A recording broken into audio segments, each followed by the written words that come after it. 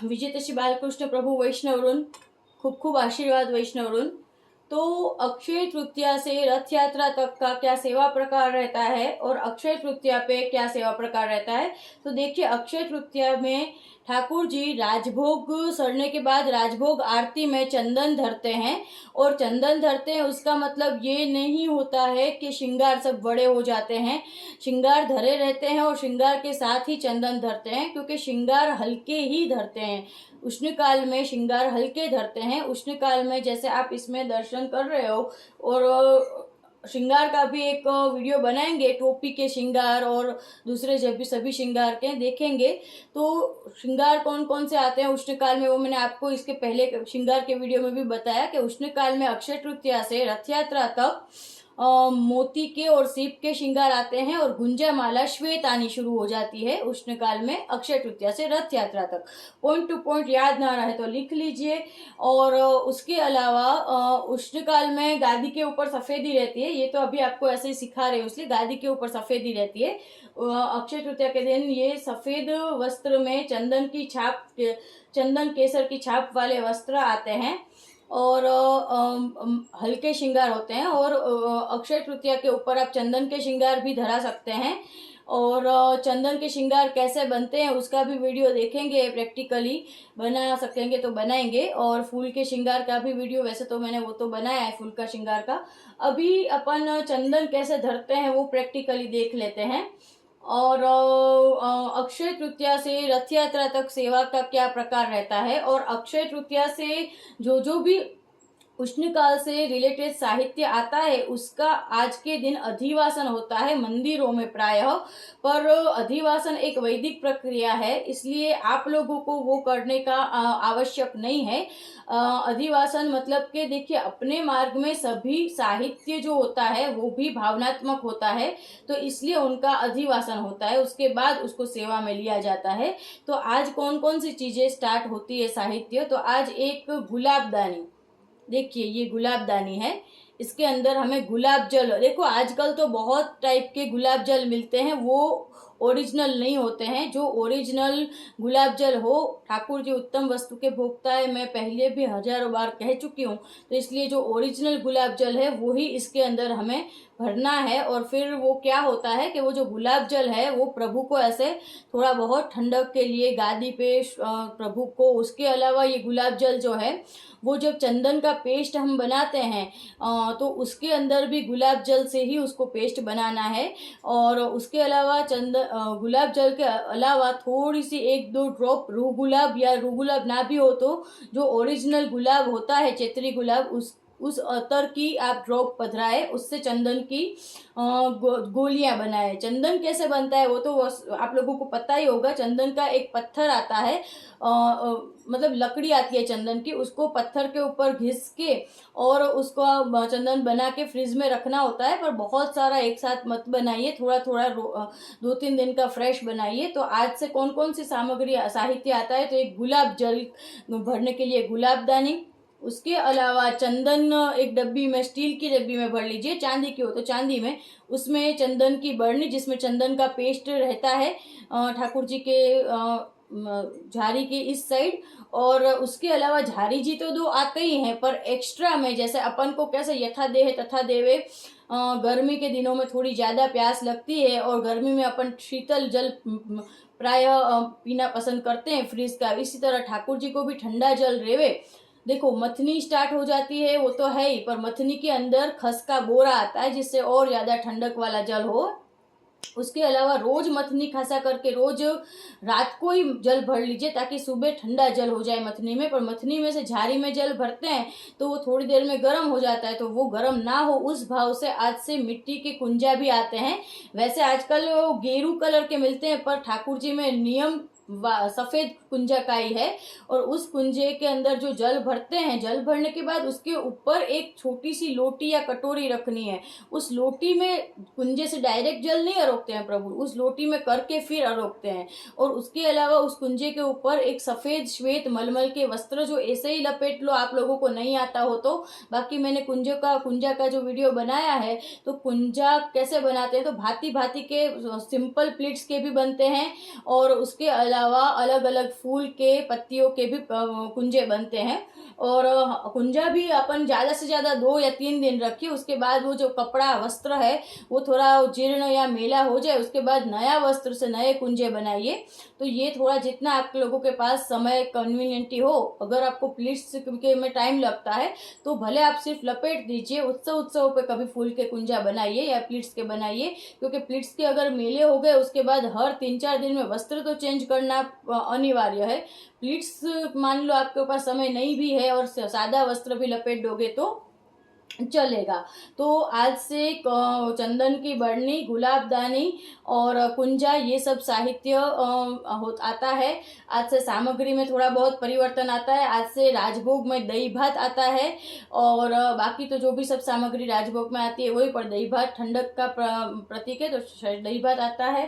उत्थापन में शीतल भोग आता है। उत्थापन में भांति भांति के आप जूस शरबत भी ठाकुर जी को भोग धर सकते हैं, जैसे कि द्राक्ष का है, शिकंजी है और शेरडी का है, वरियाड़ी का है। तो ये प्रभु को सोहाए ऐसे आप शरबत भी उष्ण काल में बना सकते हैं। उसके अलावा मैंने आपको अभी सामग्री के वीडियो में बताया कि आम की सामग्री है, नारंगी की सामग्री है, ये सब सामग्री, बिलसारू जो भी होते हैं सब, आम का बिलसारू हो गया, काची केरी का बिलसारू हो गया और पाइनएप्पल का बिलसारू हो गया, सफरजन का, ये सब बिलसारू भी ठाकुर जी में उत्सव पे आते ही आते हैं साइड में। तो ये सब भी आप उष्ण काल में ज्यादा के क्रम में करिए। और तो ठीक है, ये सब पूरा उष्णकाल का क्रम हो गया। उसके अलावा छिलका होता है। देखो आजकल तो अगर आप लोगों ने जो भी ठाकुर जी का मंदिर रखा है उस रूम में अगर एसी है तो ठीक है, अदरवाइज आप लोग भाव से भी 2 घड़े छिलकाओं के पानी आप वहाँ पे जल पधराए और ये इसको छिलकाओ कहते हैं। छिलकाओं से क्या ठंडक रहती है, जो आरस होता है वो पूरा ठंडा हो जाता है। और पूरे निज मंदिर में भी थोड़ा बहुत गुलाब जल का छिड़काव कर दीजिए इस तरह से। ये सुंदर और खस के पर्दे आते हैं, वो जो मंदिर होता है मंदिर के द्वार पे खस के पर्दे लग जाते हैं। और अतर जो है उष्ण काल में आज से गुलाब, रूह गुलाब, चेतरी गुलाब, पहाड़ी गुलाब, खस, मोगरा, डोलर, चंदन, ये सब उष्ण काल के अतर है। तो ये नहीं कि आप 12 महीना एक ही अतर समर पे जाए। शीतकाल के अतर अलग होते हैं, उष्णकाल के अतर अलग होते हैं। शीतकाल की सामग्री अलग होती है, उष्णकाल की सामग्री अलग होती है। शीतकाल के वस्त्र अलग होते हैं, उष्णकाल के वस्त्र अलग होते हैं। शीतकाल की श्रृंगार अलग होते हैं, उष्णकाल के श्रृंगार अलग होते हैं। तो इन सब चीजों का भी आप लोग ध्यान दिया कीजिए। तो ठीक है, अब देखिए ये श्रृंगार आप देख ही रहे हैं। तो श्रृंगार में एक ही माला है तो ये श्रीअंग थोड़ा थोड़ा खुला रहता है। तो अब अपन जो चंदन, मेन पॉइंट पे चंदन कैसे धराते हैं, देखिए ये चंदन घिसा हुआ है, उसके अंदर गुलाब जल मैंने मिक्स कर, गुलाब जल और गुलाब का अतर की ड्रॉप और उसके अलावा केसर भी थोड़ा सा। अब इसकी छोटी छोटी गोलियां बना लीजिए और देखिए उष्णकाल के जो चंदन धराने के कीर्तन है वो आपको गाने आते हो अच्छे से सुर से तो आप गाइए, अदरवाइज YouTube में आजकल सभी चीज मिलती है, कीर्तन चला दीजिए चंदन धराने का। और फिर ठाकुर जी को चंदन कैसे धराना है, तो ये जो गोलियां है, सबसे पहली गोली हमें ठाकुर जी के श्रीअंग के ऊपर धरानी है। ठीक है, तो देखिए श्रृंगार तो रहेंगे ही, पर यहाँ पे श्रीअंग पे गोली धरा दी अपन ने। बहुत आनंद आता है चंदन धराने में, तो एक अलौकिक आनंद की अनुभूति होती है। उसके बाद फिर ये जो थोड़ा सा बड़ा वाला मस्तक पे श्रृंगार धरे हैं, मस्तक पे पीछे पीछे हमें ये पीछे ठंडक, ये चंदन ठंडक प्रदान करे प्रभु को, एकदम प्रभु को ठंडक प्रदान करे। उसके अलावा फिर उसके बाद आता है श्रीहस्त। सबसे पहले राइट श्रीहस्त, ऐसे पूरा श्रीहस्त ऐसे कवर कर दीजिए, देखिए ऐसे, देखिए। और फिर लेफ्ट श्रीहस्त, देखिए। और फिर चरणारविंद, चरणारविंद और श्रीहस्त की गोलियां छोटी छोटी बनाइए और श्रीअंग और मस्तक की थोड़ी बड़ी, चरणारविंद। और फिर दूसरा चरणारविंद, ध्यान से चरणारविंद में श्रम ना पड़े। ऐसे कोई श्रृंगार भी करते हैं तो पूरे ठाकुर जी को नुपुर धराते हैं ऐसे, ऐसे पूरे ठाकुर जी ऐसे, वो कभी मैं बताऊंगी श्रृंगार में कैसे। तो देखिए ये अभी चंदन ऐसे धर लेते हैं ठाकुर जी, फिर चंदन धरे ही रहते हैं। अगर आप लोग राजभोग तक की सेवा करते हो तो कभी कभी उत्सव पे पूरे दिन की सेवा किया कीजिए, क्योंकि चंदन आपने अभी धरा राजभोग में और फिर तुरंत वड़ा कर दिया तो उसका तो फिर कोई आनंद नहीं आएगा प्रभु को। स्वाभाविक सी बात है कि आप राजभोग में चंदन धर के धरा के श्रृंगार वड़े करके ठाकुर जी को पोढ़ा दो तो वो एक औपचारिकता जैसा लगेगा। तो आप ठाकुर जी को शाम तक भी नहीं तो फिर एटलीस्ट एक आध घंटा ठाकुर जी को कोई भी सुंदर सामग्री, लीला मेवा है वो सिद्ध करके धर दिया आपने, फ्रूट सलाद है ऐसा कुछ वो धर दिया। उसके बाद 1 घंटे बाद आप चंदन जो होता है वो वड़ा करके, श्रृंगार वड़ा करके ठाकुर जी को पूरा दो। और सबसे महत्व की बात मैं आप लोगों को समझा दूं, ठाकुर जी की हर प्रसादी चीज को हमें वेड़फना नहीं है, डिस्ट्रॉय नहीं करना है, उसको जान से ज्यादा संभाल के रखना है। जैसे कि हम लोग फॉर एग्जांपल तिलक भी करते हैं तो तिलक का जो प्रसादी कंकु होता है प्रभु के यहाँ पे थोड़ा सा ही भले 2 अक्षत होते हैं, उसको एक अलग डब्बी में रखो। स्नान यात्रा का जल है उसको अलग रखो। अब ये किसका क्या करना है ऐसा कुछ नहीं होता है, हमें संभाल के रखना होता है, बराबर है। उसके अलावा पवित्रा है तो प्रसादी पवित्रा हर साल के अलग संभाल के रखो। कंकु क्या कहते हैं, सॉरी, गुलाल अबीर जो ठाकुर जी को खिलाते हैं वो भी आप प्रसादी अपने पास रखो। फिर ये चंदन है तो राखी है, प्रसादी राखी भी इकट्ठा करो। ये सब तो धरोहर है अपनी। और उसके अलावा देखिए ये चंदन है तो ये सूख जाएगा, जो बड़ा करोगे तब तो फिर भी उसके जो वो होते हैं पेड़ा गोलियां उसको आप एक डब्बी में संभाल के रखो प्रसादी चंदन को।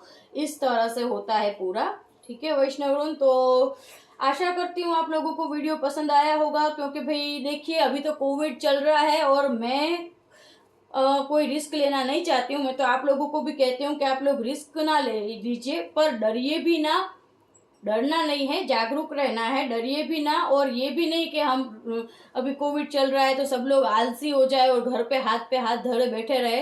देखो कर्म तो प्रधान है, कर्म तो मनुष्य को करना ही पड़ता है अपना जीवन निर्वाह चलाने के लिए, अपनी खुशियों के लिए, अपने पैशन के लिए, अपने कर्तव्य के लिए। कर्म तो हर तरह से हर रीजन से करना ही पड़ता है, पर उसका हमें थोड़ा बहुत तरीका चेंज करना पड़ता है, थोड़ा बहुत कॉम्प्रोमाइज करना पड़ता है। तो जैसे कि अभी मैं आप लोगों को मेरा इंटेंशन आप लोगों को सेवा सिखाने का है, सामग्री सिखाने का है कि भाई आप अपने सेव्य स्वरूप को सही से लाड लड़ाओ, यही रहा है और यही है। तो इससे में मैं अगर अभी कोविड है तो ना मैं कहीं जाती हूँ और ना मैं कोई किसी को घर पे बुलाने का रिस्क लेती हूँ कैमरामैन वगैरह का, मैं खुद से आप लोगों के लिए वीडियो बनाती हूँ। तो क्वालिटी के ऊपर अभी आप ना जाए तो अच्छा रहेगा कि वो जी पहले के जैसे वीडियो बनाया कीजिए, और वो जी लाइटिंग सही नहीं आ रही है, वो जी म्यूजिक सही नहीं आ रहा है, ये सब कमेंट्स के साथ आपको एडजस्ट करना पड़ेगा। सिर्फ सेवा सीखने के ऊपर फोकस रखिए आप लोग। बिल्कुल ही मैं आप लोगों को सेवा ना सिखा सकूं, उसके अच्छा है कि थोड़ा बहुत आप भी एडजस्टमेंट कीजिए, बराबर है वैष्णवरुन। क्योंकि अपन को सेवा सीखने से मतलब होना चाहिए, और सेवा मैं आप लोगों को जैसे तैसे भी सिखा रही हूँ। मेरा काम, मेरा कर्तव्य आप लोगों को सेवा सिखाने का है, सामग्री सिखाने का है, स्पीच देने का, वचनामृत करने का है, बराबर है, पुष्टि मार्ग के सिद्धांत समझाने का है। मेरा कोई काम शूटिंग या एडिटिंग का है नहीं, और ये मुझे समझ में भी नहीं आता है, फिर भी मैं अब खुद से आप लोगों के लिए वीडियो बना रही हूँ। ठीक है वैष्णवरुन, तो थोड़ा बहुत समझदार प्रैक्टिकली एडजस्ट करिए। और खूब खूब आशीर्वाद वैष्णव, और सेफ रहिए, खुश रहिए, ठीक है, और सेवा करिए, प्रभु को लाड लड़ाइए। खूब खूब आशीर्वाद।